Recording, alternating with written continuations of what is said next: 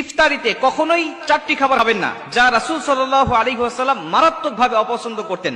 আর উম্মত হিসাবে রাসূল সাল্লাল্লাহু আলাইহি ওয়াসাল্লাম যেটা অপছন্দ করতেন সেটা আমাদেরকেও বর্জন করতে হবে। রাসূল সাল্লাল্লাহু আলাইহি ওয়াসাল্লাম যেটা পছন্দ করতেন সেটা আমাদেরকে আঁকড়িয়ে ধরতে হবে। এই চারটি খাবার কি দেখেন, আমরা কিন্তু অনেকেই এই খাবারের পছন্দের তালিকায় চারটি খাবার রয়েছে।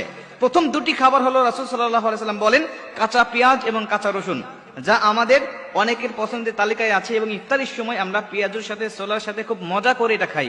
অথচ বুখারীর বর্ণনায় আল্লাহ রাসূল সাল্লাল্লাহু আলাইহি ওয়াসাল্লাম বলেন, বুখারী শরীফের 855 নম্বর হাদিস, আল্লাহ রাসূল বলছেন, আব্দুল্লাহ ইবনে জাবের রাদিয়াল্লাহু তাআলা আনহু থেকে বর্ণিত, তিনি বলছেন, যখন দেখবে যদি কোনো মানুষ কাঁচা পেঁয়াজ এবং কাঁচা রসুন খায়, সে যেন আমার নিকটে না আসে, এমনকি মসজিদের নিকটেও যেন না যায়। কেন? কাঁচা রসুন আর কাঁচা পেঁয়াজ খাওয়ার কারণে তার মুখ থেকে এক প্রকার দুর্গন্ধ বের হয়, যা ফেরেশতাদেরকে মারাত্মক কষ্ট দেয়, অন্য মুসলিম অন্য মুমিনদেরকে মারাত্মক কষ্ট দেয়। এজন্য কাঁচা পেঁয়াজ খেয়ে যেন সে মসজিদের দিকে না আসে।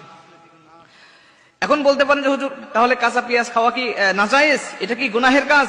কাঁচা পেঁয়াজ খাওয়া নাজায়েজ নয়। আল্লাহ রাসূল সাল্লাল্লাহু আলাইহি ওয়াসাল্লাম আমাদেরকে দুর্গন্ধ জিনিস থেকে বেঁচে থাকার জন্য আমাদেরকে বলে দিয়েছেন। আপনার যদি একান্তই যদি অভ্যাস হয়ে যায় যা কাঁচা পেঁয়াজ না খাইলে আপনার ভালো লাগে না, আপনি এই সময় খাবেন না। কারণ ইফতার করার পরেই আপনাকে নামাজে দাঁড়াতে হবে। ইফতারি করার পরে আপনি নামাজ পড়বেন, মাগরিবের নামাজ আদায় করবেন, যা আপনার নামাজের সময় অবশ্যই রহমতের ফেরেশতা আপনার কাছে থাকবে। অর্থাৎ এই সময় যদি আপনি কাঁচা পেঁয়াজ খেয়ে নামাজে দাঁড়িয়ে যান, তাহলে আপনার নিকট ফেরেশতা আসবে না, বা আসলেও তাদের খুব কষ্ট হবে। এই জন্য রাসূল সাল্লাল্লাহু আলাইহি ওয়াসাল্লাম নিষেধ করতেন। আরেকটা হাদিসের মধ্যে আসছে, আল্লাহ রাসূল সাল্লাল্লাহু আলাইহি ওয়াসাল্লাম একটি দাওয়াতে গেলেন, যাওয়ার পর দেখলেন যে কাঁচা পেঁয়াজ দিয়ে তিনি সালাদ বানিয়েছেন। আল্লাহ রাসূল বললেন, এটা কে বানিয়েছে? ভিতর থেকে উত্তর আসলো, যেটা এটা ঘরের এক মহিলা বানিয়েছেন। তিনি বলছেন যে না, এটা আমি খেতে পারবো না, এটা নিয়ে যাও। কেন?